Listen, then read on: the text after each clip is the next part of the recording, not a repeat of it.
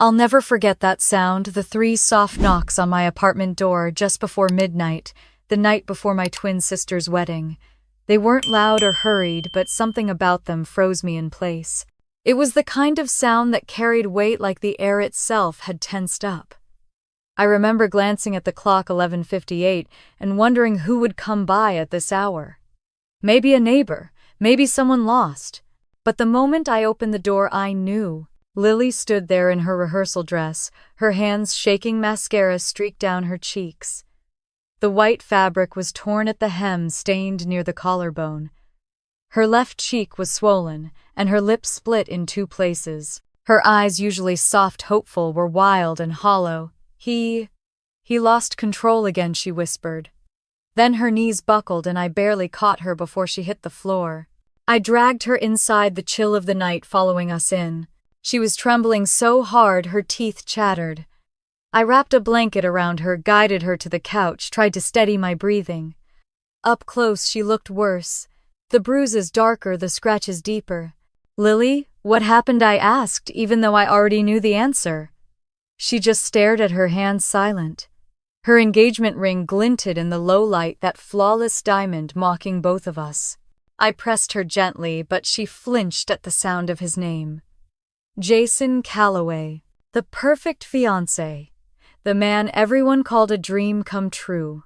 Real estate mogul, philanthropist, the kind of guy who made waiters remember his smile. The same man who had just marked his bride like she was something he owned. I felt my chest tighten. "Lily," I said softly, "look at me. Tell me the truth." She shook her head, covering her face with both hands. Her voice came out broken, trembling. "He said it was my fault, the way I talked back. He said I embarrassed him in front of his partner." Her words cracked in the middle. "He said if I ruin tomorrow, he'll..." She stopped there, clutching her stomach as if the memory itself hurt. I felt a surge of heat rise up my neck. What he said, he'll make sure no one ever finds me." The room went still. I stood there, unable to breathe for a moment. The sound of her sobbing filled the silence, and I knew right then that something inside me had shifted. "Okay," I said finally, steadying my voice. "You're safe now." I went to the kitchen, grabbed ice, wrapped it in a towel, and pressed it gently against her cheek. She winced but didn't pull away. "You can stay here as long as you need. I'll take care of everything." She looked up, eyes red and tired. "Please don't tell anyone. Not yet. The wedding is tomorrow. I just need to think." "The wedding?" I almost laughed, but there was nothing funny about it. "Lily, you can't marry him."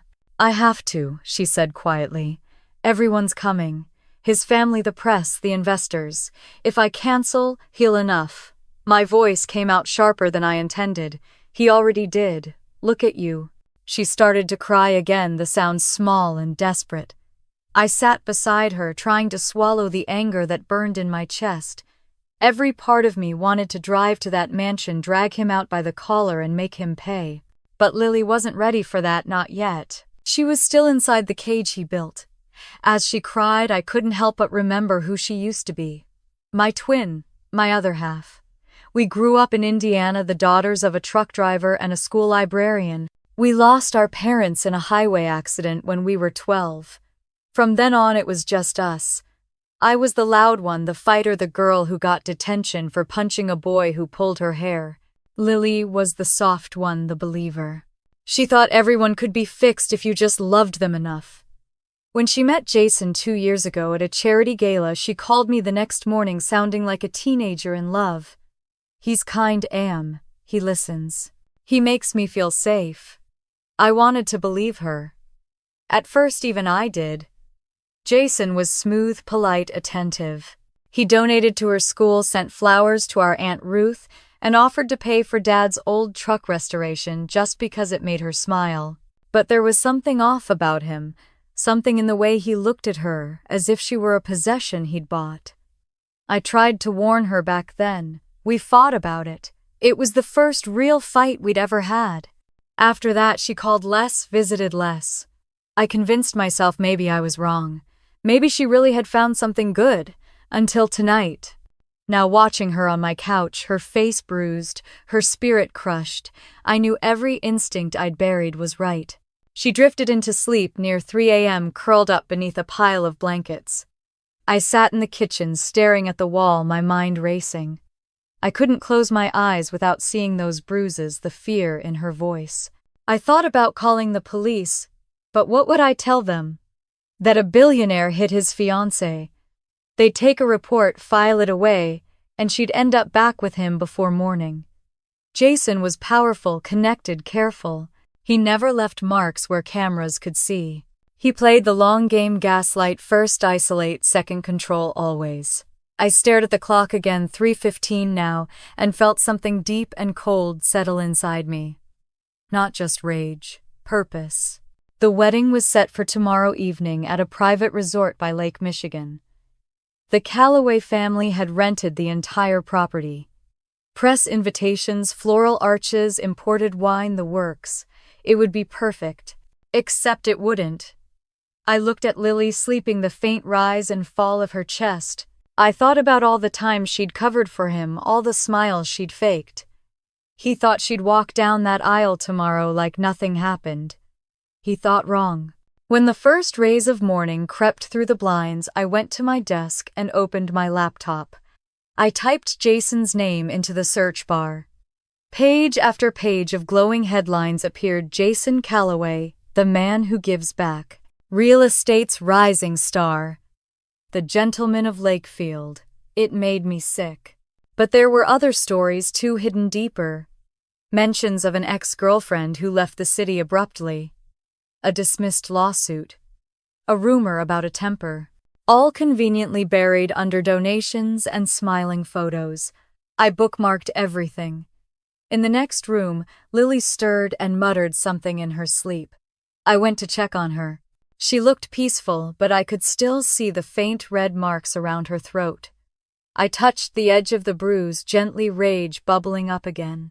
He'd built an empire on charm and intimidation, but he'd forgotten one thing: Lily wasn't alone anymore. I made coffee, sat at the table, and began writing a list. Names of people he worked with. Locations of his properties. Dates. Anything I could trace. I wasn't sure what I'd do with it yet, but I knew one thing: I was done waiting for permission. Outside, the city was waking up. Cars passed. Sirens echoed faintly in the distance. The world was still spinning, completely unaware of the war that had just begun inside my little apartment. When Lily finally woke, she looked around, dazed, disoriented. "Did I ruin everything?" she asked softly. I shook my head. "No, Lil, you just gave me a reason to fight." Her lips trembled. "He'll come for me when he realizes I'm gone. Let him," I said. My voice was steady now, colder than I expected. "He's not the only one who knows how to play dangerous games." She blinked, confused, afraid, but I smiled. "Rest. You're safe here." She lay back down, her breathing even. I went to the window, looking out at the street below. People walked their dogs, kids waited for buses, life moved on. He thought no one would stand up to him. He thought her silence made him untouchable, but he'd forgotten she had a twin one who wasn't afraid of the dark. Tomorrow, when he smiled for the cameras and the music played, he'd think it was his day. He'd think he'd won, and he'd be wrong. As Lily slept on my couch that night, I sat watching the city lights fade into dawn, replaying every moment of her pain, and wondering how the hell we'd ended up here when it had all begun like a fairy tale 2 years ago. It started 2 years ago at a charity fundraiser in downtown Indianapolis. Lily had been invited by one of her colleagues at the kindergarten, something about raising money for underprivileged children. She wore a pale blue dress. I'd helped her pick out the one that made her eyes look like glass under sunlight. She called me afterward, voice bubbling through the phone, saying she'd met someone different. "He's charming, Am. He listened to me like I actually mattered." I still remember the sound of her laughter that night. It had been so long since I'd heard it so carefree. His name was Jason Calloway, a 33-year-old real estate developer with the kind of reputation that made local magazines swoon. He had that effortless confidence people with too much money always seem to have. He smiled easily, spoke softly, and had the kind of tailored suit that made you forget to breathe for a second. He donated $200,000 to the school's renovation fund that night, and according to Lily, asked her to dinner before the dessert was served. Everyone at the table had called him such a gentleman. Their first few weeks together felt like something out of a glossy magazine. Dinners at rooftop restaurants, tickets to art exhibits, handwritten notes left in her car. He sent her flowers every Monday, a new kind each time. Roses, tulips, lilies, his subtle way of marking her week. He drove 2 hours once to surprise her with lunch. I remember her showing me a photo of him holding her hand across the table, both of them smiling. I smiled back, but even then, something about the picture made me uneasy. Maybe it was the way his eyes didn't match his grin. Maybe it was how his hand covered hers completely. When I finally met him, it was at Aunt Ruth's Sunday dinner. He was polite, well-spoken, and effortlessly charming. He complimented Ruth's lasagna, asked about my gym, and even helped clear the dishes. Everything he did was calculated to impress, and it worked. Ruth whispered to me later, "He's a catch, Amber. Your sister's lucky." But as I watched him across the table, I noticed how his attention never really left Lily. Even while talking to others, his gaze flicked toward her every few seconds like he was keeping score. I brushed it off at first. Maybe I was being protective. Maybe after everything Lily had been through, I didn't want to believe she'd finally found someone good. But the following week during coffee, she mentioned little things that didn't sit right. He said I shouldn't post too much on social media, she told me. He thinks privacy is important. Okay, I said, cautiously. And you agree? She shrugged. I guess he's just looking out for me. The next time we talked, she mentioned he didn't like one of her coworkers. He thinks Jenny flirts too much when we go out. Maybe I should stop hanging out with her. That was the first red flag. Small, almost invisible, but it stuck with me.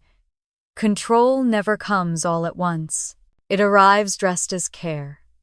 A few months later, Jason started showing up at family gatherings uninvited. He'd wrap his arm around Lily's waist whenever she tried to move away. Once at Aunt Ruth's birthday, he whispered something in her ear that made her flinch slightly before forcing a smile. When I asked her about it later, she laughed it off.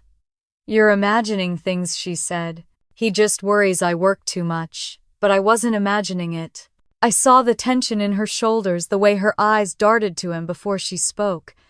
I confronted her that night after he dropped her off. "Lily, you sure about him? She cut me off, her voice sharp. "You never like anyone I date." "That's not true. He seems possessive." "He's protective," she snapped. "You're twisting it." That was our first real argument as adults. She left my apartment crying, and I didn't see her for almost a month. When she finally called again, she said Jason had proposed. The engagement party was lavish. Gold accents, crystal chandeliers, a private orchestra, everything designed to scream perfection. Lily looked beautiful, but thinner, paler. She wore long sleeves despite the warm evening. When I hugged her, I felt her flinch. My stomach sank. Jason's speech was polished about love, loyalty, family. He spoke like he was closing a business deal, not promising forever. When it was my turn to toast, I forced a smile, said something generic about love and happiness. I caught his eyes across the room, and for the briefest moment, the smile dropped from his face. It was like staring into a mirror made of ice. After the party, I found Lily in the powder room, dabbing her eyes. I asked if she was okay. She smiled too quickly. "I'm fine. Just tired." I didn't believe her. Months passed and Jason tightened his hold on her life. He convinced her to quit teaching, said he made enough for both of them. "You deserve to relax," he told her, which really meant I want to control your time. He deleted her social media accounts, saying the internet was toxic. He gave her a credit card, but required her to send photos of every purchase. When I visited, he'd always hover nearby, pretending to be hospitable. Once during dinner at their home, he told a story about his ex-girlfriend, how she had disrespected him, how he taught her a lesson. He said it casually, slicing steak, smiling. The words made my skin crawl. When Lily laughed nervously, he placed a hand on her knee, almost possessive. My jaw tightened. Later that night I tried to bring it up. That story he told. It was nothing, she interrupted. You're overreacting. But I wasn't. By the time I realized how deep she was in it was already too late. She had moved into his mansion in Lakefield, far from the city, far from everyone who might notice the changes. She called less. Her messages became short-distant. I started feeling like I was losing her inch by inch. Then one weekend I drove out there unannounced. The house looked like something from a magazine, immaculate, symmetrical, soulless. Jason answered the door with his perfect smile. Lily's resting, he said smoothly. She's been under the weather. You should have called first.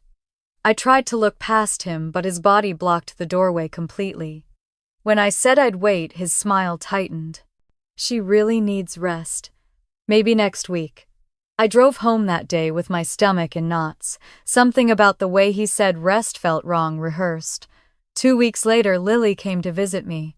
It was July, 90 degrees outside, and she wore a long-sleeved turtleneck. When she reached for her tea, the fabric slipped just enough for me to see a faint bruise on her wrist. I reached across the table and touched it gently. She flinched, pulling back. What happened? Kitchen accident, she said quickly. Lily. She forced a smile. It's fine. Don't make a big deal. I wanted to scream, to drag her out of that house and make her see what was happening, but she wasn't ready to see it. Victims rarely are. They confuse control for love, apology for change, fear for protection. That night, as I washed the dishes, I remembered how our mother used to tell us, when one twin feels pain, the other always knows. My chest hurt, a dull, relentless ache. I couldn't shake the image of that bruise, the fear in her eyes. The next morning, I decided to stop pretending nothing was wrong. I opened a new document on my laptop titled It for Lily. I started typing everything I knew about Jason, dates, addresses, names of his associates, strange things he'd said. It wasn't much, but it was a beginning. Maybe I couldn't reach her yet, but if anything happened, someone had to know the truth. I didn't know then how far I'd have to go, how dark it would get. I only knew one thing for sure: Jason Calloway had made a mistake. He thought my sister was weak. He thought she'd stay quiet forever. He didn't know me. I didn't know it then, but the distance growing between us wasn't just emotional. It was the beginning of the bruises she'd soon try so hard to hide. It started small. A bruise on her wrist. A late reply. A hollow laugh. Things that could be explained away if you wanted to believe the lie badly enough. I remember the first time I saw it. Lily came over one Saturday afternoon unannounced, carrying a box of my favorite donuts. She was wearing a long-sleeved blouse, even though it was nearly 90 degrees outside. When she reached up to grab a mug from the cabinet, her sleeve slid down, revealing a dark mark wrapping around her wrist. For a second she froze, then pulled her sleeve down so fast the fabric caught on her ring. What happened? I asked, already knowing I wouldn't like the answer. Oh, that, she said, forcing a laugh. I slipped on the stairs. I looked at her wrist again. The bruise was shaped like fingers. You fell down the stairs and only bruised one arm. She set the box down too quickly, the paper crinkling under her fingers. Amber, please don't start. Don't start what? Asking why my twin sister looks like she's been grabbed. Her eyes filled with tears instantly, the kind that made her look like a frightened child again. He didn't mean to. We were arguing and I tried to walk away. He grabbed me, that's all. That's all I repeated. Lily, that's not normal. She pressed her lips together. He was sorry afterward, he cried. He said he's been under stress. The new project, the investors, it's a lot of pressure. Pressure doesn't cause bruises, I said quietly. She shook her head. You don't understand him. He's not a monster. I wanted to argue, but one look at her trembling hands stopped me. She wasn't ready to hear it. Not yet. After she left, I stood in the kitchen staring at the half-empty coffee cups, my anger simmering under my ribs. I wanted to call him, scream at him, drive to that mansion and drag her out myself. But all I could do was wait. Wait and watch. The calls started tapering off soon after that. Texts came shorter, more careful. When I did get her on the phone, Jason's voice would echo somewhere in the background. "He's right here," she'd whisper, pretending it was nothing. I could feel him listening. By then, the changes in her were impossible to ignore. She stopped seeing friends, quit the book club she'd loved for years, sold her car because it was too much upkeep. The freedom she'd once cherished vanished bit by bit, replaced with his rules. She had to text him when she got somewhere, call him before she left, tell him who she talked to. The first time I heard his tone turn sharp over the phone, I was with her at the farmer's market. He called asking where she was. She said she was picking up flowers for Aunt Ruth. He must have said something because her face drained of color. "Yes, I'll be home soon," she murmured, lowering her eyes. When she hung up, her hands shook. "What did he say?" I asked. "Nothing," she lied, stuffing her phone into her bag. "He just doesn't like when I'm out too long." The worst part was how she said it, as if it were completely reasonable. A few days later, I showed up at her school unannounced, hoping to catch her between classes. But the receptionist looked puzzled. "Lily Calloway," she repeated. "Oh, she resigned 6 months ago." My stomach dropped. "Resigned? No. She's been teaching kindergarten here for years." The woman frowned.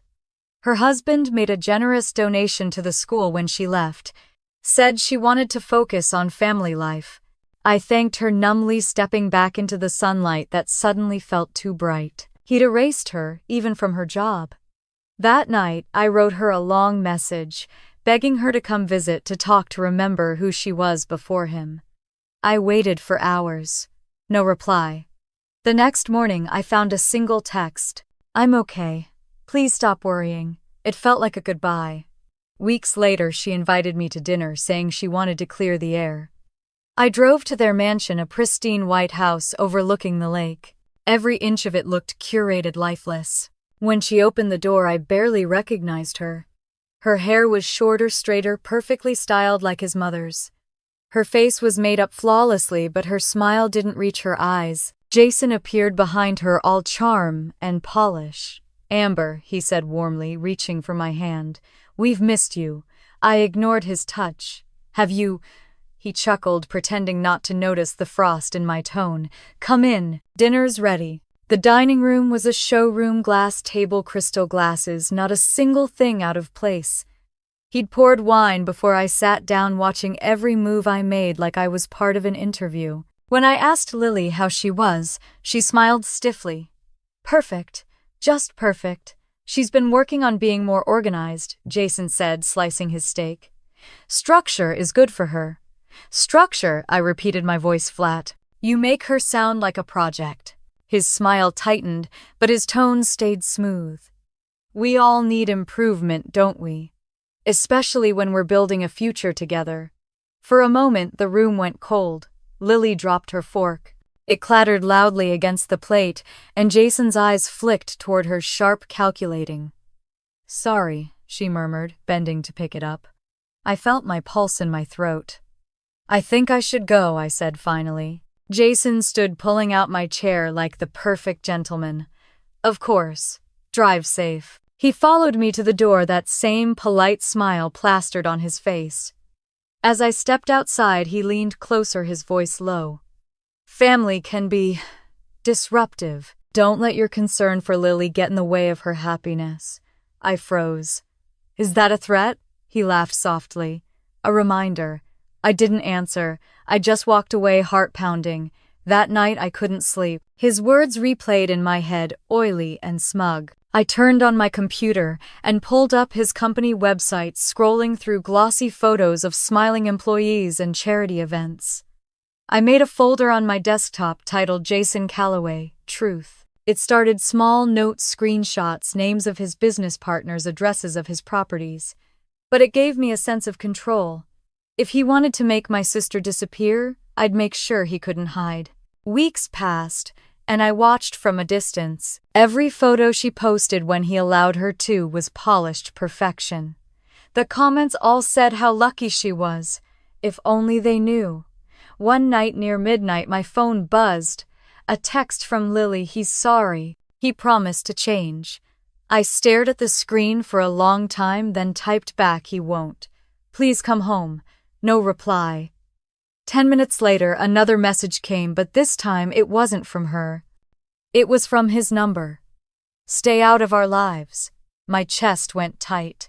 I sat there in the dark, staring at those 6 words, feeling the last piece of hope crumble. He wasn't just hurting her now. He was warning me. I closed the laptop, leaned back, and whispered into the empty room. "You think you've won Jason, but you have no idea what's coming." From that night on, I wasn't just her sister, I was her witness. And whether she knew it or not, the moment he sent that message, the countdown to his downfall had already begun. That night, as I stared at his message glowing on my phone, I realized this wasn't just about bruises anymore. It was about control, isolation, and how far he'd go to make her disappear. The morning after that last message, I drove straight to the Calloway mansion. The road to Lakefield was long and quiet, lined with houses that looked too perfect to be real. The closer I got, the more my stomach tightened. When I reached the iron gates, I pressed the intercom and waited. The security camera turned toward me with a faint mechanical whir. Seconds later, Jason's voice crackled through the speaker, calm and distant. "Amber, it's late. What brings you here?" "I want to see my sister," I said. Now, a pause, then a soft chuckle. "She's resting. You shouldn't come by unannounced. It's intrusive." Jason opened the gate. He didn't. His tone darkened just enough to sound like warning. "She's tired. Go home." I sat there for a full minute before the intercom went dead. The gate never opened. Through the bars, I caught a glimpse of the house, tall windows, white curtains drawn, not a shadow moving inside. It didn't look like a home. It looked like a museum. When I got back into my car, I couldn't shake the feeling that Lily wasn't just resting. She was trapped. Over the next few weeks, she disappeared almost entirely. Her phone went straight to voicemail, texts undelivered. Her social media gone. Even Aunt Ruth couldn't reach her.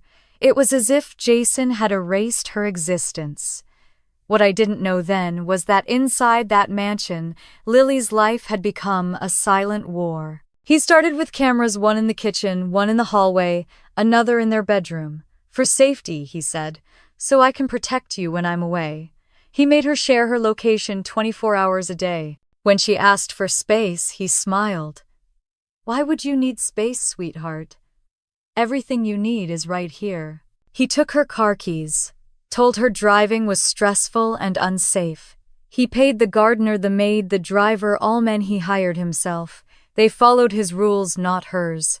She couldn't go outside without permission. Couldn't call anyone without putting him on speaker. When she cried, he'd say, "You make me do this. You make me worry. You make me lose control." And somehow she believed it. By the time I realized how bad it had gotten, months had passed. I filed a missing persons inquiry with the police, but because she occasionally appeared beside Jason at charity events, they said there was no cause for alarm. "She looks fine," the officer said, scrolling through photos on a tablet. "Maybe she just wants privacy." Privacy. That word again. The kind of privacy that keeps bruises from being seen. I couldn't sleep after that. Every night I dreamed of her calling out, but no sound came. My body would jolt awake around 3 a.m., drenched in sweat. One night I felt something twist in my chest, a sudden panic that made me sit up straight. Mom used to say twins shared a pulse. If one twin hurt, the other always knew. The next morning I started calling in favors. An old friend of mine, Leo, worked part-time with a private investigation firm. When I told him about Lily, he hesitated. "If he's as rich as you say, he'll have everything covered. Cameras, NDAs, you name it." "I don't care," I said. "I just need proof." He sighed. "Give me a week." In the meantime, I drove past the mansion whenever I could. Once I saw her standing on the balcony, arms folded, staring out at the lake. I honked softly, but she didn't react. She turned, disappeared behind the curtains. Days later, Leo called. "You were right," he said. "The guy's clean on paper but filthy in the shadows." His previous fiancée filed a complaint 3 years ago, assault and coercion, but she dropped it after a settlement. He's got a pattern. A pattern. The word chilled me. Leo sent over a few photos. Jason at a bar too close to another woman, his hand on her waist. Receipts from offshore accounts under both their names. Transactions labeled property transfer, personal expenses. He's setting her up, I said. Looks that way, Leo replied. He's putting assets in her name.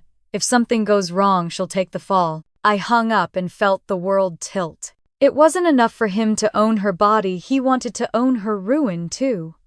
Inside the mansion, Lily's world shrank to the sound of footsteps and the hum of cameras.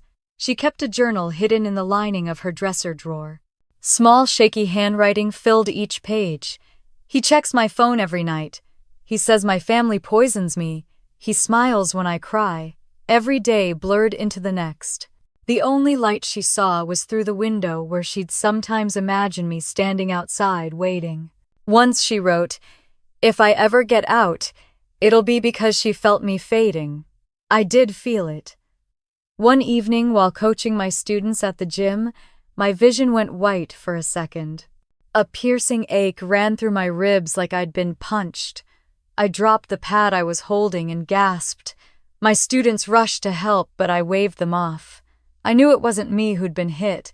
That night I called every contact I had. A lawyer friend confirmed what Leo had guessed: Jason's wealth and influence would bury any complaint without evidence. The only way to save Lily was to collect proof from inside the house. I spent the next few nights mapping his world business meetings, weekend routines, which cars he drove, which nights he came home late. He was meticulous but predictable. Control freaks always were.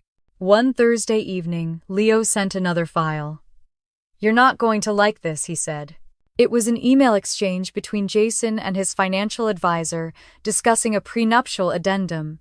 It included a clause transferring all shared assets to him if Lily violated marital trust. He was planning to make her sign her own financial death sentence after the wedding. The rage that built inside me that night didn't feel human.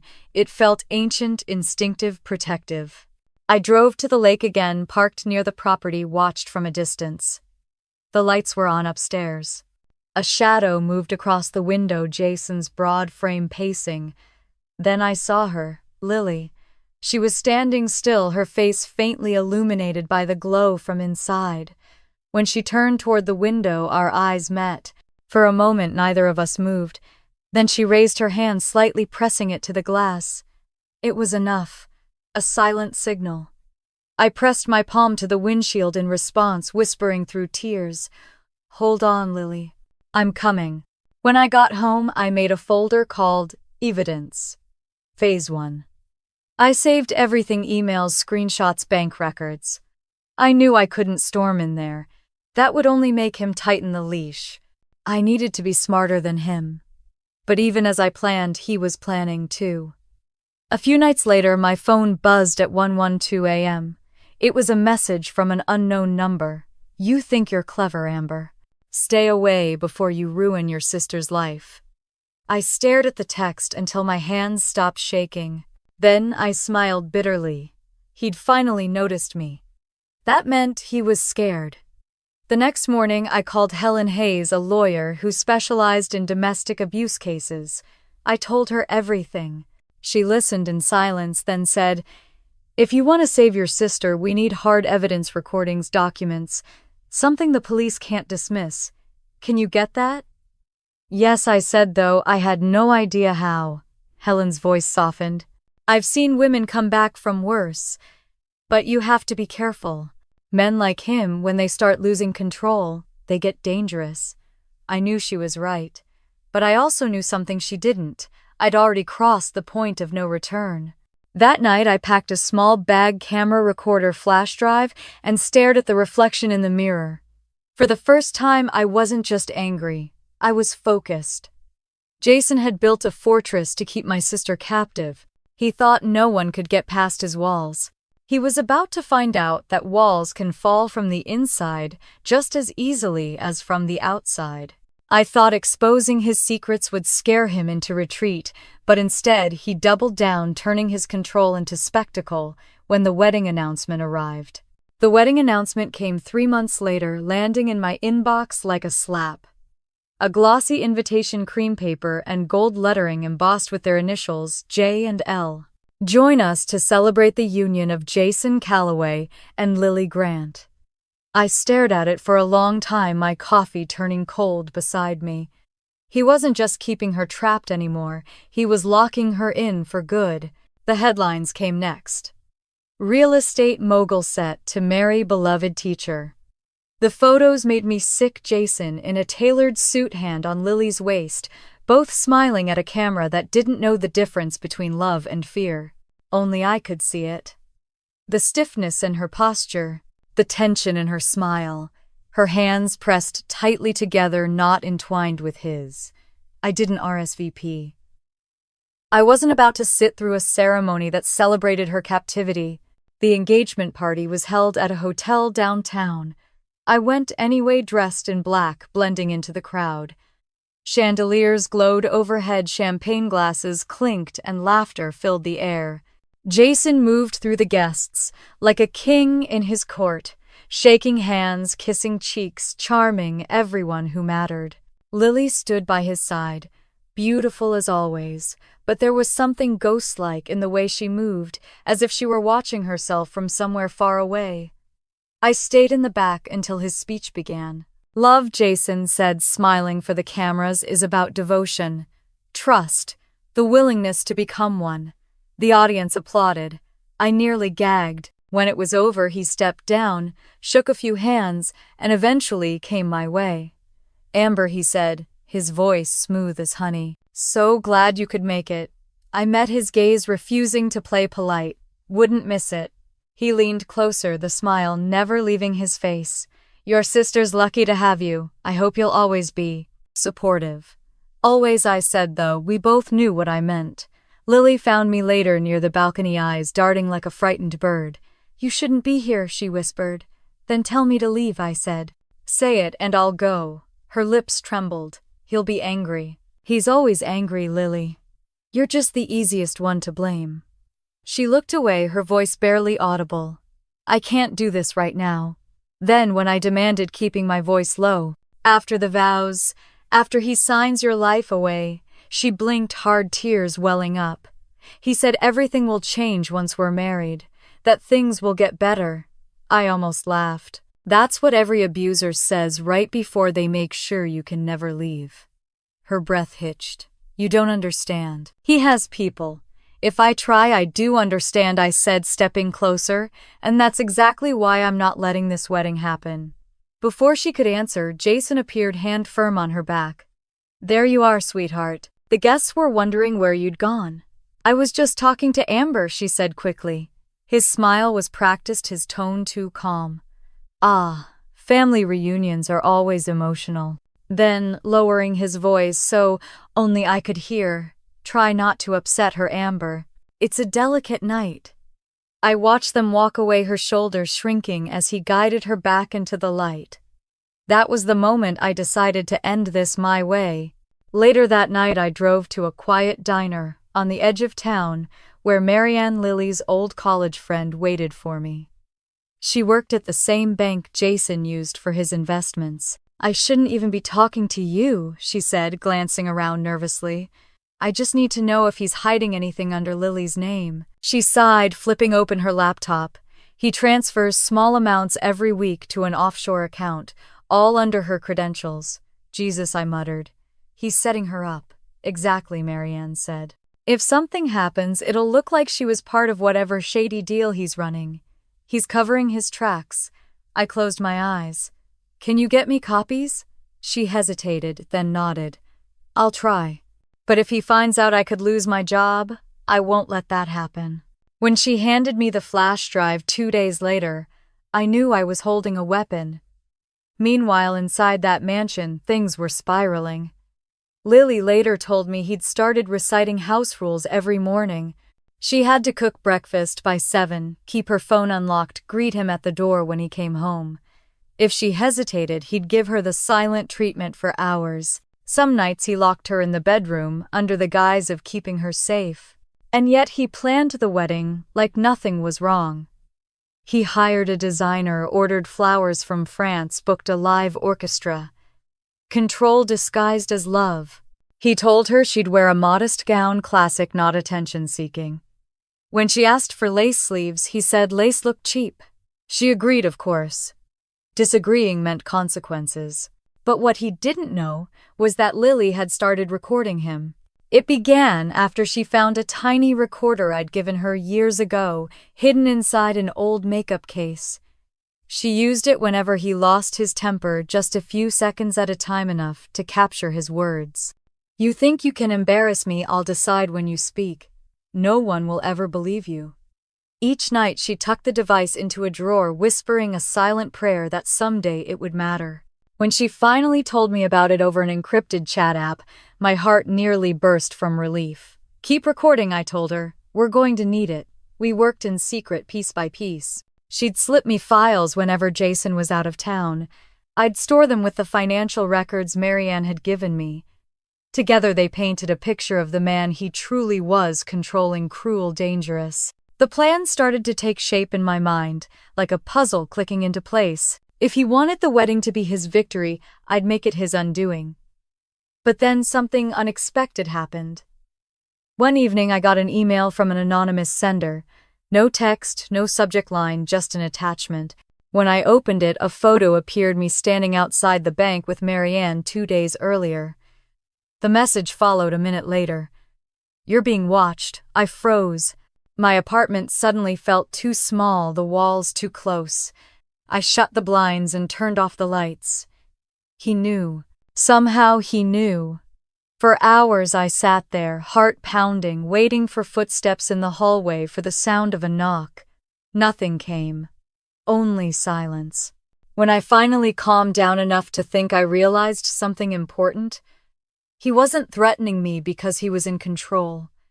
He was threatening me because he was losing it. Jason had built his empire on image, money, and fear. He'd use those things to keep Lily silent. But fear only works when it stays secret. I opened a new file on my computer, labeled it Operation Wedding. Under it I wrote 3 words: public, proof, justice. He thought the ceremony would be the day he claimed her forever. He didn't know it would be the day we took everything from him.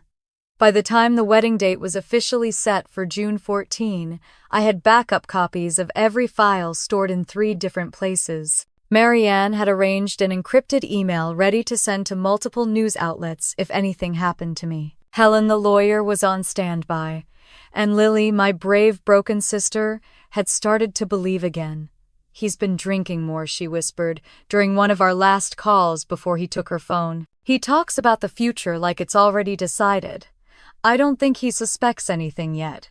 "Good," I said. "Keep it that way." "I'm scared, Amber." "I know, but this time he should be." That night I stood by my window, watching the city lights flicker. Somewhere across town, Jason was probably raising another glass of wine, rehearsing his vows, tightening his grip. I whispered to myself, "Keep smiling, Jason. The show's about to start." By the time the wedding invitations were mailed, I knew there was only one place left to find the kind of proof that could destroy him: the mansion itself.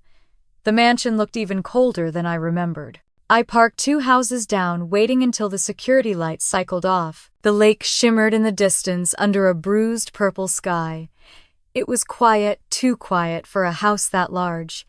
Jason had flown to Miami for a real estate conference or so, the papers said. That meant I had one night to find what I needed. I walked up the driveway, my heart thudding in my ears. The spare key Lily once told me about was still hidden in the hollow planter by the front door. My fingers trembled as I fished it out. The lock clicked open with an echo that made my stomach twist. Inside, the air smelled of cedar and disinfectant. Every surface gleamed. It was a house that didn't look lived in, only maintained. My footsteps seemed too loud as I crossed the marble floor. The silence pressed on my chest, heavy and suffocating. I started with his office. The walls were lined with framed awards and architectural blueprints. His desk was a study in control, everything aligned, every pen capped, every paper stacked. I searched drawers, finding nothing but legal documents and contracts until I reached the bottom one. Locked. Of course. I searched the room for a key. When I tugged on a thick volume of modern real estate law, something shifted. The book was hollow, inside it a small key. I smiled grimly. Amateur move, I whispered. The drawer opened with a metallic click. Inside was a folder labeled Lily. My stomach turned. I flipped it open carefully. Inside were printed screenshots, text messages, call logs, GPS tracking maps. Each line was dated, time-stamped, color-coded. Notes in Jason's handwriting lined the margins, suspicious tone. Out of the house for 47 minutes. Called sister again. There were photos, too. Lily leaving the grocery store, Lily at the salon, Lily sitting in a park looking at her phone. Each one was tagged with time and location. It was a stalker's diary dressed up as a husband's concern. At the back of the folder were bank statements. Most of the accounts were joint, but every transaction was marked by his initials. Grocery money, utility bills, charity donations, everything documented. The last page stopped me cold. A notarized letter of authorization. It granted Jason full financial control if Lily were to become mentally unfit or unavailable. He was planning her disappearance on paper. I took out the camera pen from my jacket and snapped photo after photo, every page, every detail. My hands shook, but I couldn't stop. This was the proof Helen needed. Underneath the folder was something else, a sealed envelope, addressed to Principal Andrews Street, Paul's Kindergarten. I opened it carefully. Inside was a letter in Jason's handwriting. It accused Lily of emotional instability, implied substance abuse, and questioned her suitability to work with children. It wasn't mailed yet, but it was ready. He'd kept it like a weapon to be used when she tried to fight back. I took pictures of that too, my throat tightening. Then I saw the safe hidden behind a framed photograph of his parents. I pushed it aside, entering the code. Lily once mentioned his birthday. Wrong. I tried the date of their engagement. Still wrong. Then I remembered something. Lily told me once he loves control, but he also loves himself. I entered Jason. The safe beeped open. Inside were several hard drives labeled by date. I plugged one into my laptop and waited. The screen lit up and dozens of video thumbnails appeared. The first one showed Lily sitting at the dining table, head bowed. Jason's voice came from behind the camera. Say it, Lily. Say you're sorry. She whispered something too soft to hear. Louder. Her voice broke. I'm sorry. Again. I'm sorry. I slammed the laptop shut, my stomach twisting. The walls of this house weren't painted white. They were painted in fear. I took every drive, stuffing them into my bag. That was when I heard the sound. Tires crunching on gravel. He wasn't supposed to be home. I froze, my heart slamming into my ribs. Headlights flashed through the window, slicing across the wall. I ducked behind the desk, holding my breath. The front door opened. Jason's voice echoed down the hall, calm, casual. Alan, yeah, I got back early. The deal's done. She'll sign everything after the wedding. Don't worry. He walked into the office, still talking on the phone. No one suspects a thing. Her sister, just emotional noise. She'll back off. My pulse roared in my ears. I pressed my back against the wood, gripping the bag. He stopped near the desk. I could hear the ice clinking in his glass. I'll call you after the honeymoon, he said. Once she's legally mine, the rest will be easy. He set the glass down. The faint clink was deafening. Then, as he turned, his eyes landed on the open drawer. Damn it, he muttered. I didn't wait. I bolted. He shouted behind me. Who's there? My shoes slipped on the polished floor. I sprinted for the back door, my bag banging against my hip. His footsteps thundered behind me. Amber, he roared. I know it's you. I shoved the door open, rain smacking my face. I ran across the yard, cutting toward the lake. My foot caught on the edge of the stone path, and I fell hard, the flash drive spilling out. Jason appeared in the doorway, silhouetted by light, shouting into the storm.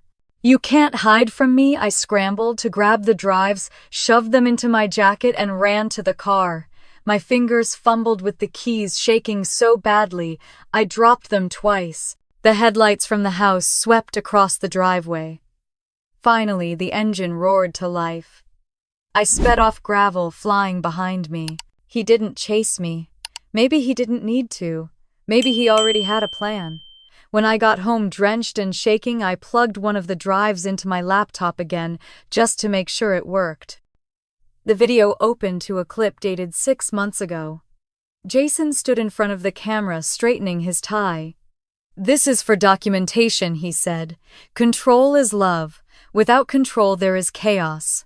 I slammed the lid shut. The next day, I met with Helen and Marianne at a coffee shop 3 towns over. The rain hadn't stopped. It streaked the windows, blurring the world outside. I handed Helen the folder and the drives. She skimmed through the files, her expression hardening. "This is good," she said. "Really good, but we'll need him on record admitting it. Right now he can claim it's all for her safety." "Then we make him admit it," I said. "On camera at the wedding." Marianne looked horrified. "You're not serious." "I'm done being scared," I said. "He wants an audience." "Let's give him one," Helen sighed. "If you're doing this, you'll need police ready outside. I can arrange that. But once it starts, there's no turning back." "I don't want to turn back." We left the cafe with a plan. That night, as I sat by the window drying my hair, I got another email from an unknown address. One sentence, no greeting. "You think you're the only one collecting evidence." Attached was a photo of me kneeling by the open safe in Jason's office, taken from the corner of the room, one of his hidden cameras I hadn't seen. Beneath it, one final line, "See you at the wedding." I stared at the screen until the rain outside blurred everything. Then I whispered to myself, "Fine, I'll see you there." This time I wouldn't be hiding. I'd be waiting. After that final message, the photo of me caught inside his office, I knew the storm was no longer coming. It was already here, and the night before the wedding would decide everything. The night before the wedding was a storm waiting to break. The sky above Lakefield was dark and heavy, the kind of stillness that comes before lightning. Inside the mansion, Lily sat alone in her dressing room, the silk rehearsal gown clinging to her shoulders like a memory she couldn't escape. The white fabric glowed under the vanity light, but her reflection looked nothing like a bride. It looked like a ghost. Jason stood in the doorway behind her, glass of bourbon in hand, his reflection towering over hers. "Tomorrow, everything changes," he said softly, like he was promising a blessing. "No more doubts, no more distractions. You'll finally belong to me completely." She kept her eyes on the mirror. "Jason, I'm not sure." He set the glass down with a hard click. "Not sure about what?" "The wedding," she whispered. "Maybe we should postpone. I don't feel ready." He laughed under his breath, slow and sharp. "You don't get to decide when you're ready. I decide that." When she didn't answer, he stepped closer, placing both hands on her shoulders. "You're nervous, that's all. You've always been emotional. It's what makes you fragile and why you need me." Her pulse raced. "I'm not fragile." He smiled, but his grip tightened. "You keep telling yourself that." She could smell the bourbon on his breath. His fingers dug into her skin. "You've been distant lately," he said, distracted. "Are you talking to your sister again?" Lily's throat went dry. "No." He moved around to face her, crouching so their eyes met. "Lying doesn't suit you." "I'm not." The slap came so fast she didn't even see it. Her head snapped sideways, pain flashing through her cheek. Jason straightened, calm as ever. "Don't make tomorrow harder than it has to be." He turned to leave, then stopped in the doorway. "Remember what I told you. If you ruin this wedding, I will ruin you." When he was gone, she touched her face. Her cheek burned, her vision blurred. For the first time in years, she didn't cry. She just sat there, staring at the woman in the mirror, the woman she didn't recognize anymore. "If I stay, I'll die," she thought. "Maybe not tonight, but soon." Rain began tapping against the windows, a slow rhythm that built into a steady pour. She waited until the sound masked her movements, then packed a small bag, cash ID, the flash drive with recordings hidden in her makeup kit. She slipped off her heels and replaced them with sneakers. The house was quiet, too quiet. She crept down the hallway, every creak of the floor echoing like thunder in her chest. When she reached the front door, her hand trembled on the handle. The alarm system blinked red. Jason had armed it. She closed her eyes, exhaled slowly, and opened the door anyway. The siren wailed. She ran. Barefoot across the marble porch, down the wet driveway through the gate that hadn't yet locked behind Jason's car earlier. Her heart pounded against her ribs as rain soaked her hair, her dress, her skin. She could hear her own breathing over the storm, gasping ragged. A car's headlights appeared on the road, a taxi. She waved frantically, flagging it down. The driver hesitated, staring at her drenched figure. "Miss, are you Chicago?" she said, climbing in. "Please, just drive." He looked at her torn dress, the bruises, but didn't ask questions. The meter clicked on and the car sped into the night. She kept her eyes on the side mirror. The mansion grew smaller, the lights fading into the rain, until they disappeared entirely. By the time they reached my apartment, it was close to midnight. I'd just finished triple-checking the evidence files when I heard the knock. 3 sharp raps, urgent and uneven. I froze. My mind went straight back to that first night months ago, the night she'd shown up broken and bleeding. I opened the door and found her there again, soaked to the bone, mascara streaked, shaking so hard she could barely stand. "He knows," she whispered. "He knows about everything." Then she collapsed into my arms. I dragged her inside, shut the door, and locked it. She was ice cold, her dress clinging to her skin. I wrapped her in a blanket, helped her sit on the couch. "It's over," I said. "You're safe now."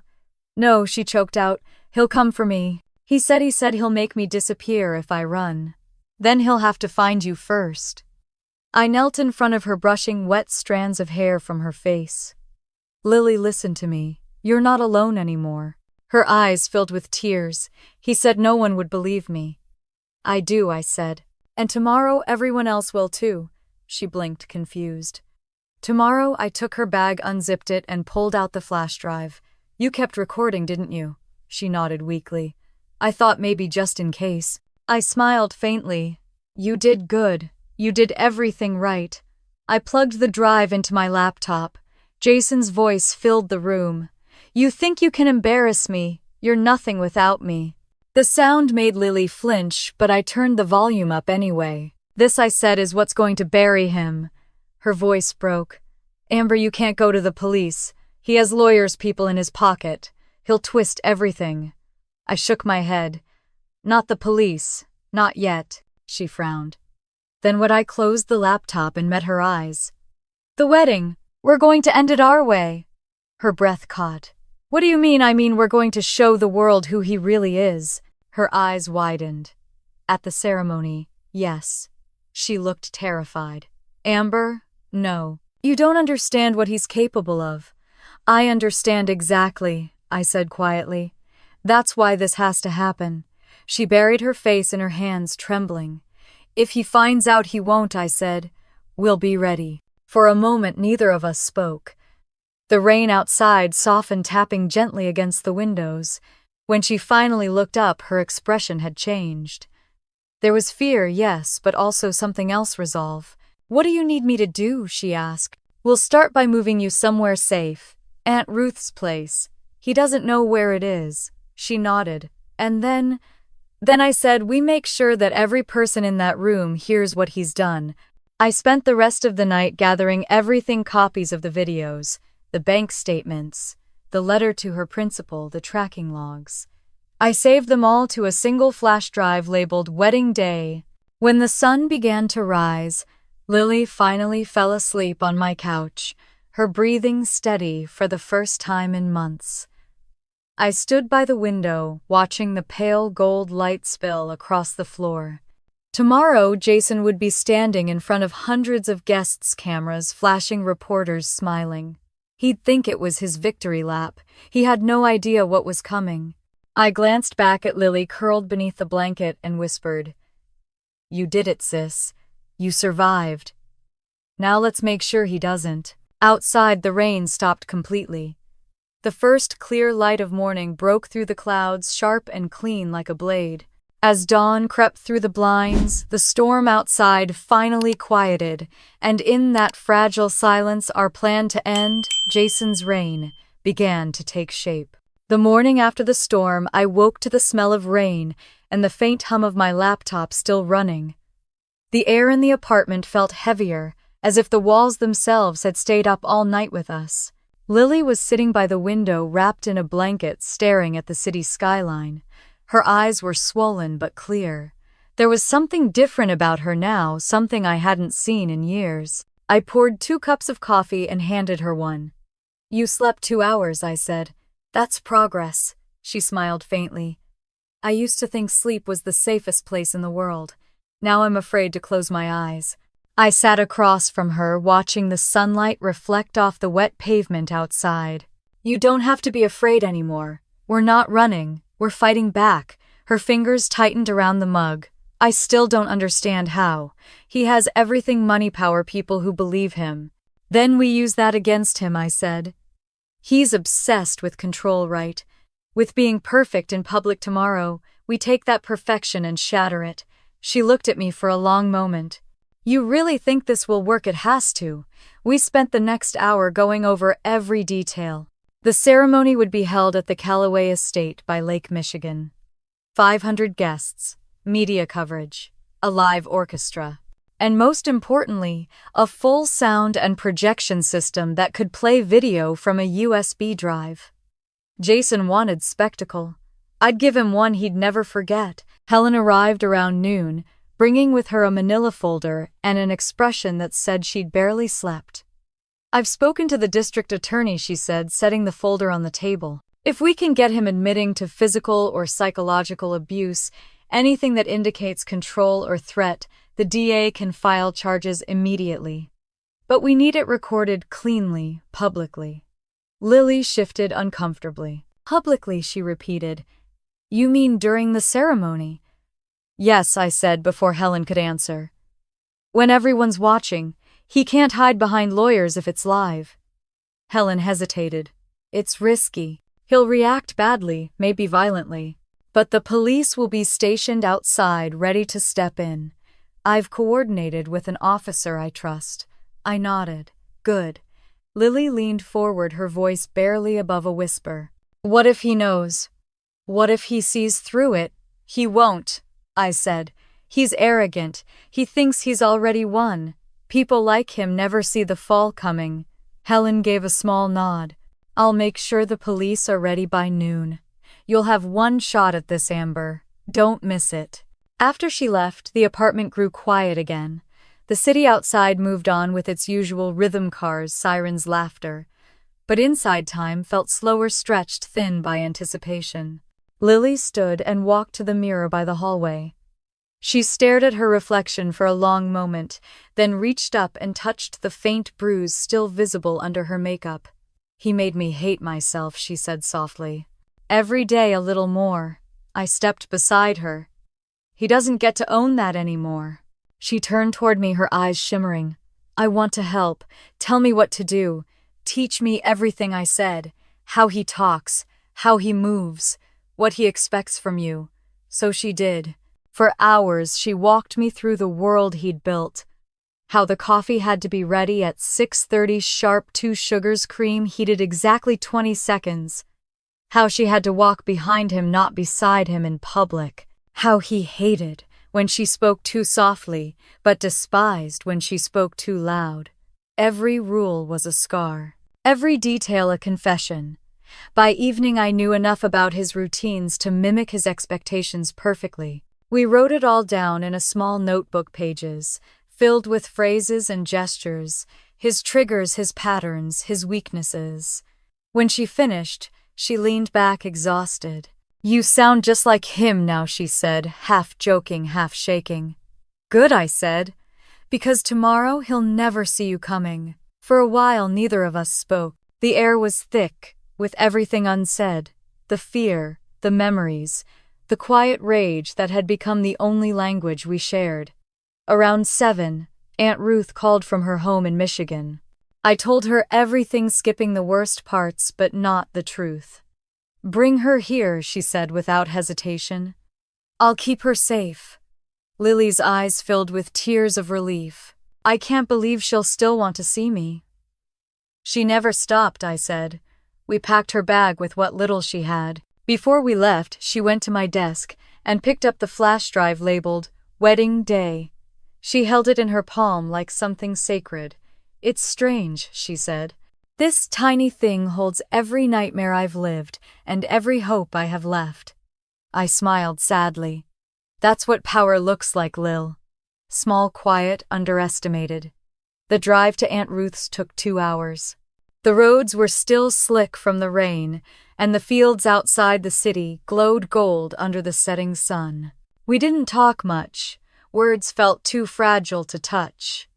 When we finally arrived, Ruth opened the door before we even knocked. She didn't ask questions, didn't demand explanations. She just pulled Lily into her arms and held her like she might never let go. I stood back watching them, feeling a lump rise in my throat. For the first time in years, Lily looked safe. "I'll be back tomorrow," I told them. "Once it's over." Ruth nodded, her hand still on Lily's shoulder. "You sure you want to do this alone?" "I'm not alone," I said. "Not anymore." Driving back that night, I replayed everything in my head, the years of control, the bruises, the silence. Every mile closer to the city, my resolve hardened. I didn't feel like a sister anymore. I felt like a soldier. When I got home, I opened my laptop and plugged in the flash drive again. The video files loaded one by one. Jason's voice filled the room, low and threatening. "You belong to me. You'll never make it without me. If you ever try to leave, I'll bury you." I let it play until I couldn't listen anymore. Then I added the rest of the evidence, the financial records, the letters, the tracking data. Each file was a weapon every second, another nail in the coffin he'd built for himself. I stayed up all night editing the footage. I cut together the clearest clips, his words overlapping one after another like a confession on repeat. The final line would be his own voice, slow and venomous. "If she ruins me, I'll ruin her first."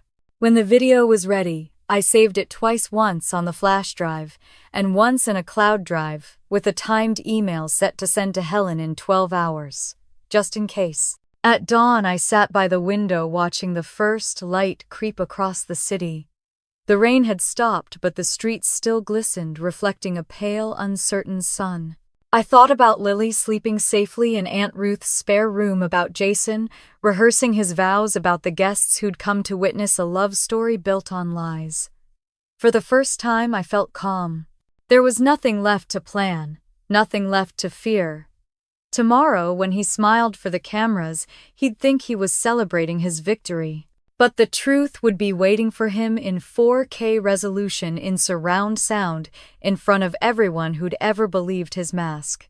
And when it played, the world would finally see what I'd known all along, that behind the perfect suit and practiced charm, Jason Calloway was just a coward who built his kingdom on fear.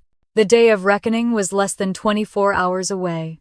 By the time the sun rose over Lake Michigan, everything was in place: the video, the plan, the police, and all that was left was to walk into Jason's perfect wedding and turn it into his reckoning. The wedding day began like a dream no one wanted to wake from. The Calloway estate gleamed under the summer sun, every inch of it staged for perfection. White roses lined the marble walkway, their petals glistening with dew. A string quartet played near the fountain, while photographers snapped endless shots of smiling guests. The smell of champagne and lilacs filled the air. Jason was the center of it all, shaking hands, flashing his perfect smile, the golden boy of Lakefield. He wore a dove-gray suit, a white pocket square, and confidence like armor. "A perfect day," he told one of his groomsmen. "Nothing can go wrong today." If he noticed that Lily wasn't there yet, he didn't show it. He believed she'd arrive on schedule, obedient as always. What he didn't know was that the person who'd walk through those doors today wasn't the version of Lily he'd built from fear. I stood at the edge of the garden, dressed as one of the bridesmaids, blending easily among the pastel gowns. No one suspected a thing. My heart thudded in time with the music as I adjusted the small control device hidden in my purse. The USB drive with the video was already plugged into the projection system, its activation button disguised as a clasp on my bracelet. Guests filled the white chairs under the floral arch. The officiant straightened his notes. Camera crews adjusted their angles. Jason took his place at the altar, looking every bit the devoted groom. The ceremony began. The music swelled as the doors opened. Lily stepped out radiant and trembling, her gown simple but elegant, her veil flowing behind her. I saw Jason's lips part slightly, his expression softening into the perfect imitation of love. As she walked down the aisle, Lily's steps slowed. I could see her chest rise and fall rapidly. Her hands clenched the bouquet so tightly that petals snapped off, falling like confetti. When she reached him, Jason took her hand and leaned close enough for the microphones to catch his whisper. "You did well, darling. Let's make it official." The officiant began his speech, voice smooth and steady. "We gather here today to witness the union of Jason Calloway and Lily Grant." I barely heard the words. My eyes stayed on Jason, every inch of him calculated, smug, certain he'd won. My thumb brushed against the hidden clasp of my bracelet. Helen's warning echoed in my head. "Once you start, there's no stopping it." The officiant turned to Lily. "Do you, Lily Grant, take Jason Calloway to be your lawfully wedded husband?" Lily lifted her head slowly. Her voice shook. "Before I say I do," Jason turned sharply. "Sweetheart, what are you doing?" She glanced toward me. Just a flicker, barely noticeable, but enough. I pressed the clasp. The giant screen behind the altar flickered to life. At first, the guests thought it was part of the presentation, a slideshow maybe. Then Jason's own voice filled the garden, cold and venomous. "You think you can embarrass me? You're nothing without me." The crowd fell silent. Jason's smile froze. "Turn that off," he hissed under his breath. "If you ever try to leave, I'll bury you." Gasps rippled through the audience. Lily stood still, her bouquet trembling in her hands. The video continued, images flashing across the screen, photos of her bruises, recordings of his threats, documents with his handwriting. Jason lunged toward the sound booth. "Stop the video," he shouted.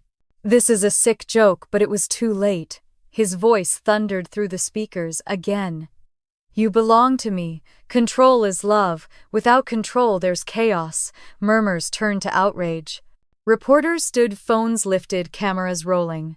The perfect day was unraveling in front of 500 witnesses. Jason spun toward Lily. "You did this." She didn't flinch. "We did this." He started forward, but I stepped between them before he could reach her. His eyes widened when he realized who I was. "Amber," he spat. "You think you can humiliate me?" "You did that yourself," I said. "You just needed an audience." He lunged, grabbing my wrist, his grip like iron. "You have no idea what you've started." Behind him, the screen changed again, this time, showing the financial documents, the offshore accounts, the letter to Lily's school principal. His entire empire of control projected for the world to see. The officiant had long since stepped aside. Guests whispered, some recording, others frozen in shock. "Jason Calloway," I said clearly, loud enough for every camera to catch, "you've spent years hiding behind money and lies. Today you face the truth." He tried to pull me closer, but I twisted my arm, breaking free. "You think this proves anything?" he barked. "She's insane. She manipulated me. This is all fake." Then came the final clip, the one I'd saved for last. Jason's face filled the screen, recorded in his office. "Once she signs the papers, she's mine. Everything she owns, everything she is, it all belongs to me. If she ever betrays me, I'll make her regret it for the rest of her life." Silence. Then Lily's voice broke through it, soft but steady. "I already did."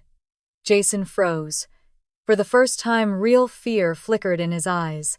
From the edge of the lawn, Helen's voice rang out. Police uniformed officers rushed in from the perimeter, weapons drawn. Jason Calloway, you're under arrest for domestic abuse, coercive control, and unlawful imprisonment. Jason stumbled back, shaking his head. You can't do this. This is my property. You can't. An officer grabbed his arm, turning him around. He fought, shouting, his perfect composure shattered. You'll regret this. Both of you. Lily didn't move. She just watched as they cuffed him, her expression unreadable. As they dragged him away, his voice cracked into rage. You can't protect her forever. Do you hear me? You can't.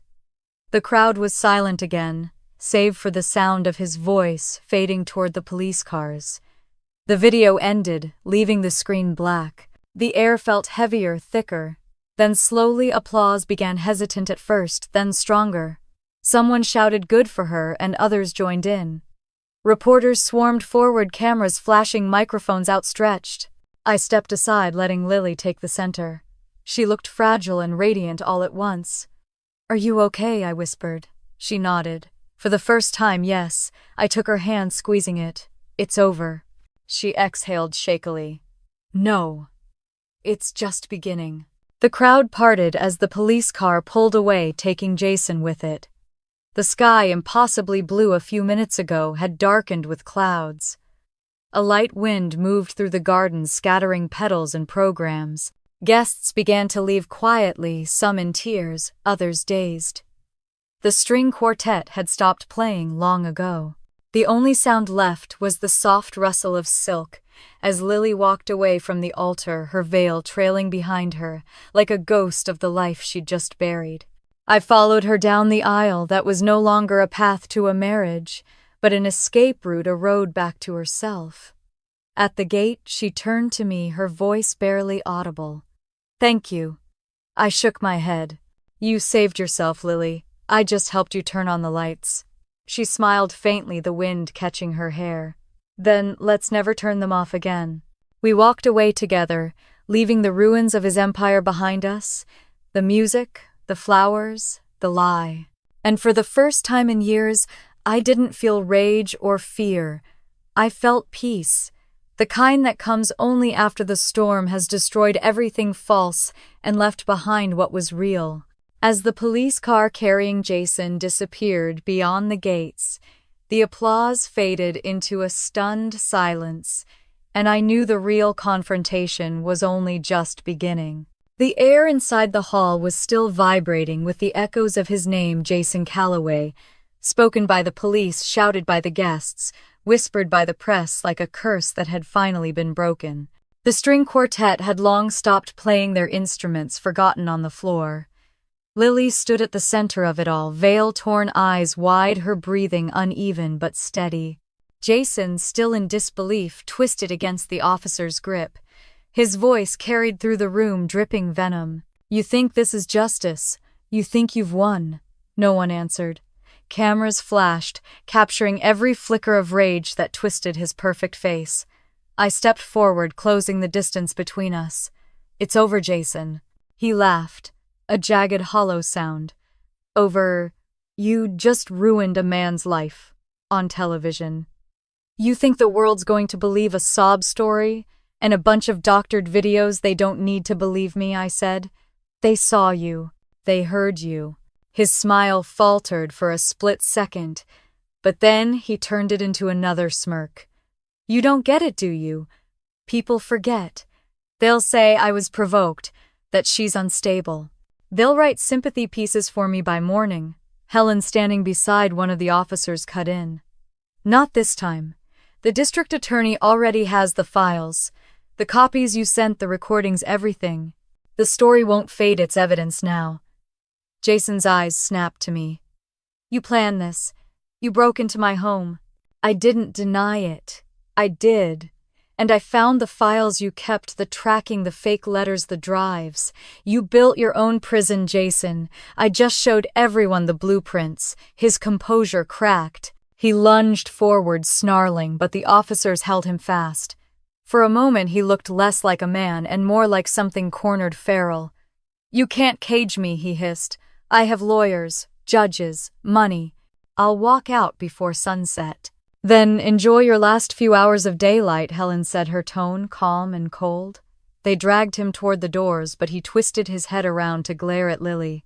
You'll regret this, he spat. Both of you will. Lily didn't flinch. Her voice was barely more than a whisper, but it carried through the silence. I already did. The officers pushed him outside. The sound of the car door slamming was like a gunshot final sharp echoing through the hall. When he was gone, the silence that followed was deafening. The guests started moving again, murmuring in low voices, unsure whether to stay or leave. The scent of flowers and perfume hung heavy in the air, sickly sweet, clashing with the raw truth that had just been exposed. Lily's hands were shaking. I stepped beside her and gently took them in mine. You did it, I said quietly. Her lip trembled. I didn't think I could. You were stronger than him long before today. You just didn't know it. The press began to close and questions shouted, microphones pushed forward, but Helen stepped between them, blocking their path. No questions right now, she said firmly. This is a crime scene. Reporters groaned, but obeyed. The crowd began to thin, leaving behind petals crushed into the carpet and wine glasses overturned on tables. I guided Lily to a chair, and she sat heavily, still trembling. It's strange, she murmured. I thought I'd feel happy, but I just feel empty. That's what freedom feels like at first, I said. It's quiet. She nodded slowly, eyes distant. I keep expecting him to walk back in. He won't. A few minutes later, a detective approached with a clipboard. Miss Calloway, he said, using the name carefully. We'll need your statement later today, but for now, you're free to go. We've confirmed your safety arrangements with Miss Hayes. Thank you, Lily said softly. He nodded and left. As we walked toward the exit, Lily hesitated, glancing back at the altar. The arch of roses stood crooked now, half crushed by the chaos. He made me believe this was love, she whispered. That pain was proof I belonged to him. I squeezed her hand. Then today, you took it back. Outside, the reporters were still there, flashes popping like lightning. The police cars' red and blue lights painted the white steps of the estate in harsh colors. When we appeared at the top of the stairs, the crowd fell silent. Lily lifted her chin. Her voice was clear this time. I'm not ashamed anymore, she said to no one and everyone. The applause that followed was quiet, but real. We made it to the car Helen had arranged, and she drove us away from the estate. For a long while, none of us spoke. The lake shimmered on our right, sunlight breaking through clouds scattering across the surface like shattered glass. Finally, Helen spoke. The DA's office is moving fast. Between the recordings and the financial documents, he'll face multiple charges: assault, coercion, fraud. His family's trying to distance themselves already. Lily turned her head toward the window. He always said his family would protect him. Helen gave a small, tired smile. Even they know a sinking ship when they see one. We drove in silence after that. I watched Lily's reflection in the window, her profile calm, her eyes far away. For the first time, she looked like herself again. When we reached my apartment, she didn't move right away. What happens now? She asked softly. Now, I said, we breathe, we rebuild, and we make sure no one like him ever touches another woman again.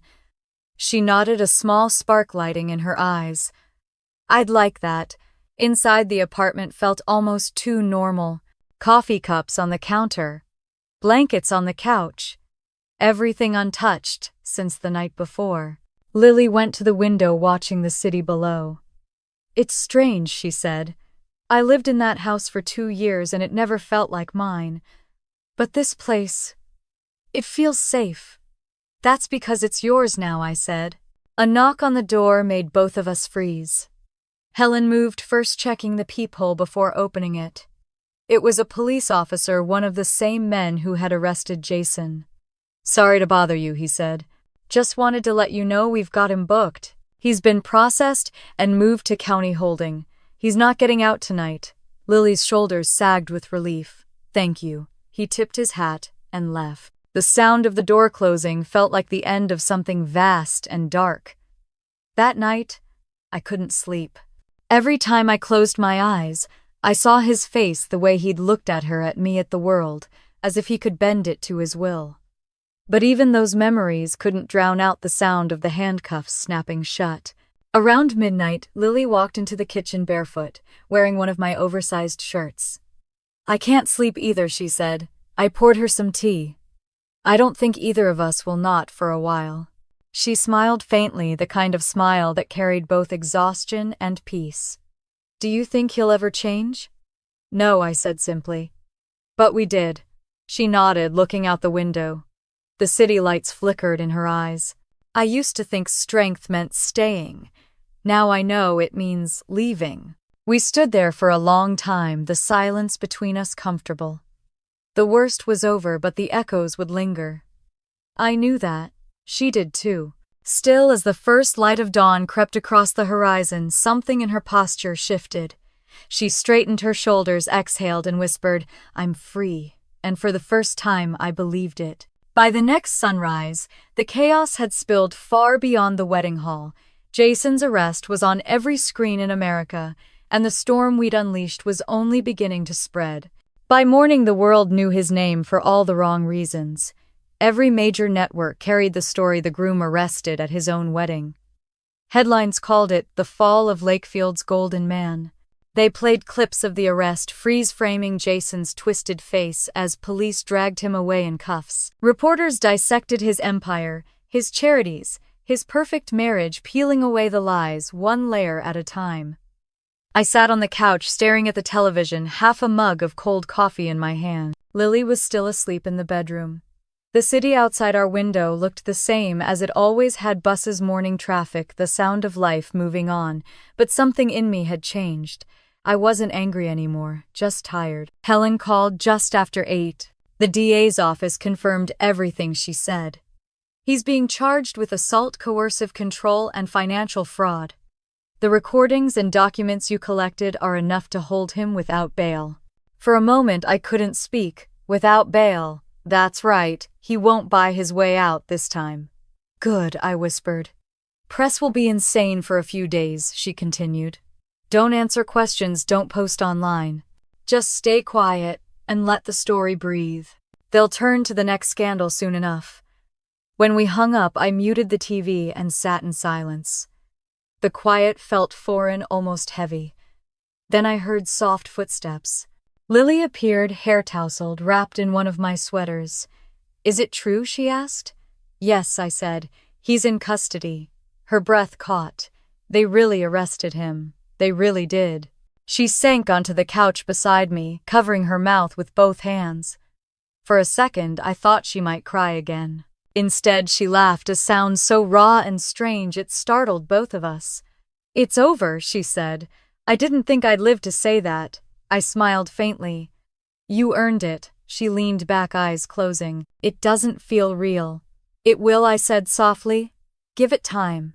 The following weeks passed in a blur of news updates, court notices, and legal statements. The first hearing took place 6 weeks later. The courthouse was packed with journalists. Jason's family sat in the front row, pale and silent, their polished image cracking under the flash of cameras. When he entered, the room fell silent.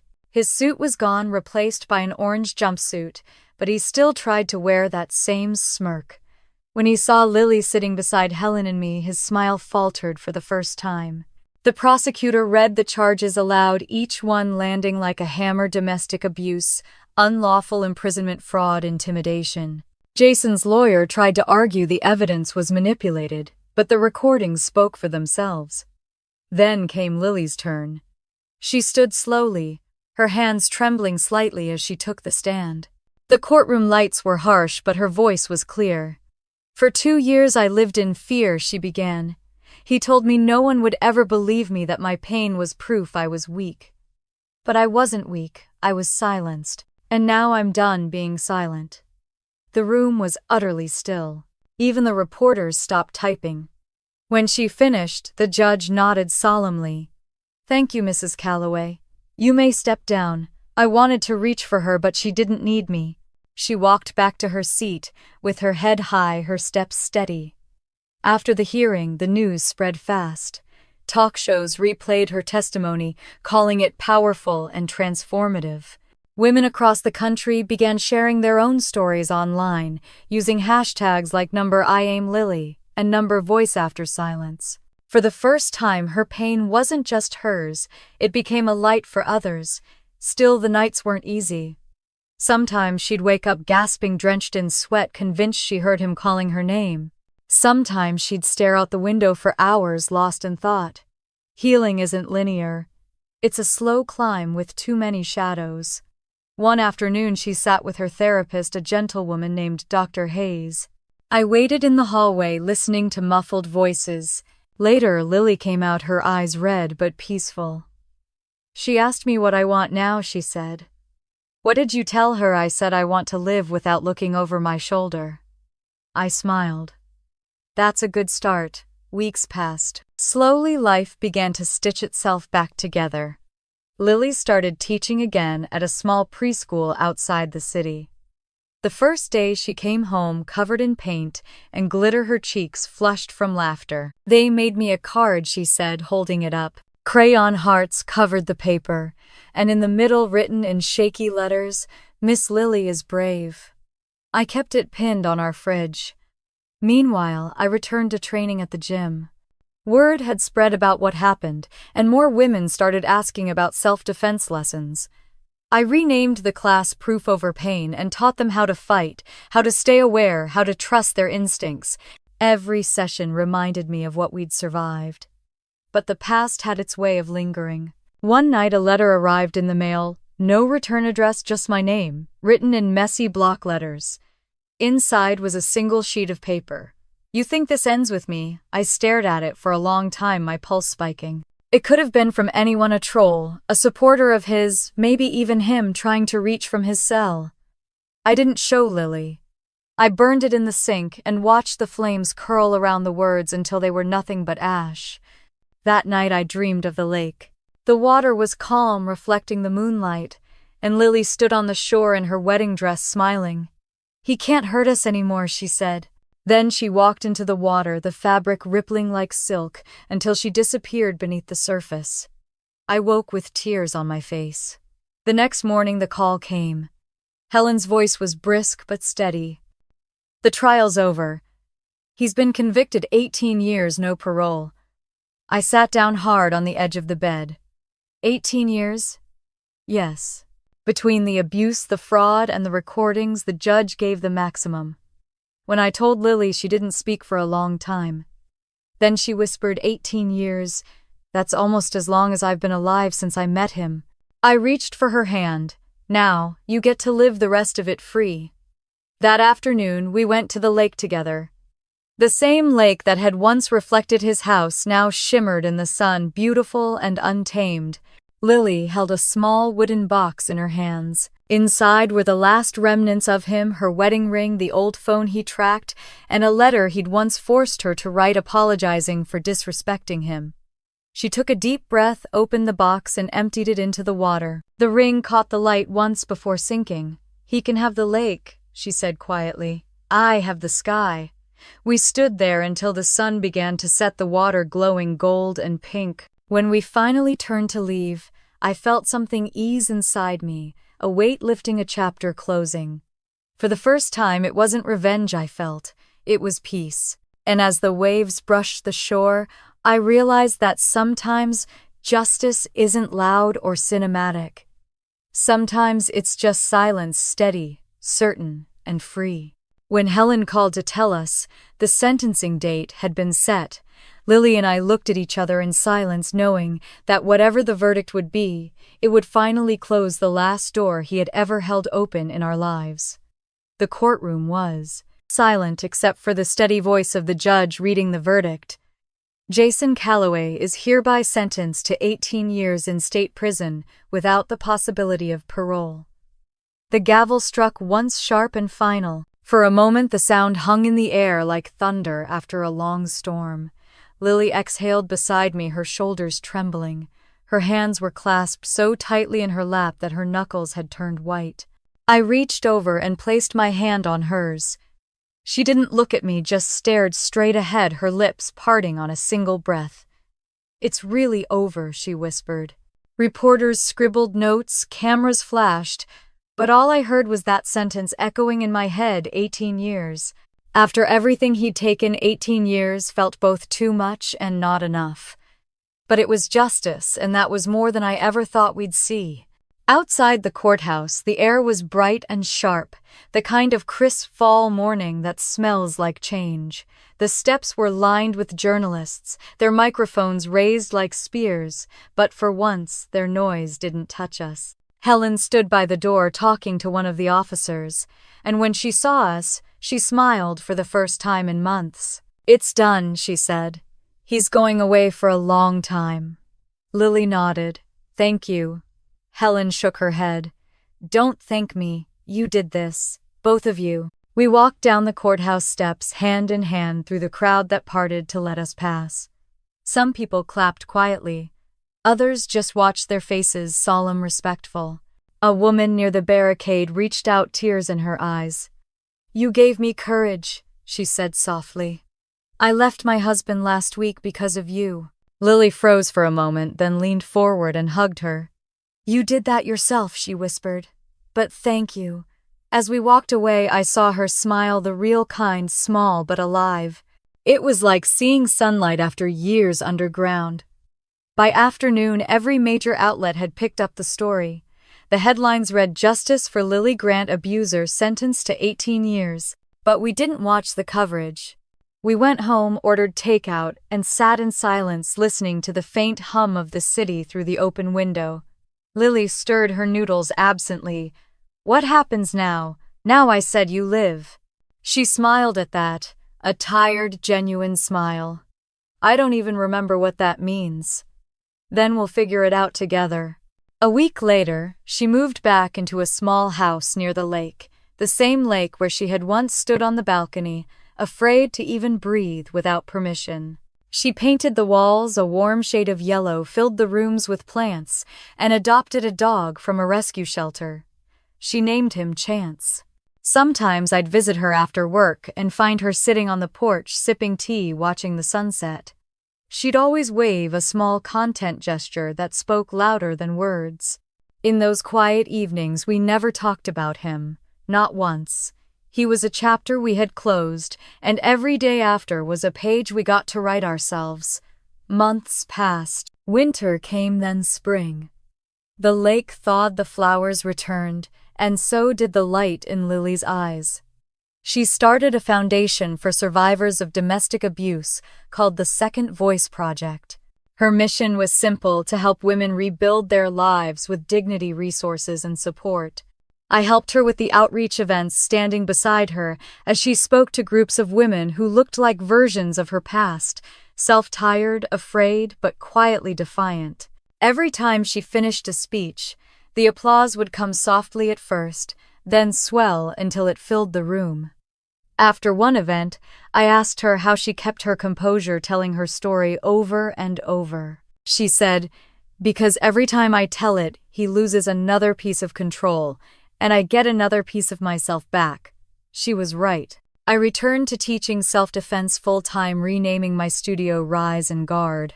It became a haven for women like us, women who'd been told to stay quiet, who'd been taught fear disguised as love. Lily would visit sometimes to talk to my students, reminding them that strength wasn't always about fists or force. Sometimes it was just about leaving and refusing to go back. A year later, Helen called again. "His appeal was denied," she said simply. "He's staying in prison." I thanked her and hung up. When I told Lily, she didn't react the way I expected. She just looked out over the lake and said, "Good. Now I can stop counting." That evening we sat by the shore as the sun dipped low, painting the water gold. Lily threw a smooth pebble across the surface, watching it skip 3 times before sinking. "Do you think we'll ever stop looking back?" she asked. I shook my head. "Maybe not. But at least now when we look back it won't hurt." She smiled softly. "No, it won't." A breeze lifted her hair, carrying away the last traces of something dark that had once bound her. In that light, she didn't look like a survivor. She looked like a woman who had reclaimed her life, one heartbeat at a time. When I dropped her off that night, she hugged me tightly. "Thank you," she said. "For what? For never giving up on me." I hugged her back. "You did the hard part, Lil. You found your voice again." Driving home, I realized she wasn't just my sister anymore. She was my reminder that the human heart can shatter and still rebuild itself stronger than before. Months later, I visited her foundation's new office, a bright, bustling space filled with volunteers' laughter and sunlight. On the wall hung a framed quote in bold letters: "The silence that follows truth isn't fear, it's peace." I stood there for a long moment, reading it again and again, until I felt something loosen inside me, something that had been holding tight for too long. That night, sitting on my porch with a cup of tea, I watched the lake shimmer under the moonlight and thought about everything we'd lost and everything we'd gained. Justice didn't bring back the time he stole, but it gave us something else, the chance to start again. And starting again, I realized, is its own kind of victory. If this story moved, you tell me what part stayed with you the most. Have you ever seen someone rise from something they were never supposed to survive? Share your thoughts below, and if you believe in stories of courage, redemption, and justice, stay with us. More true stories are coming, because sometimes the quietest voices echo the loudest truths.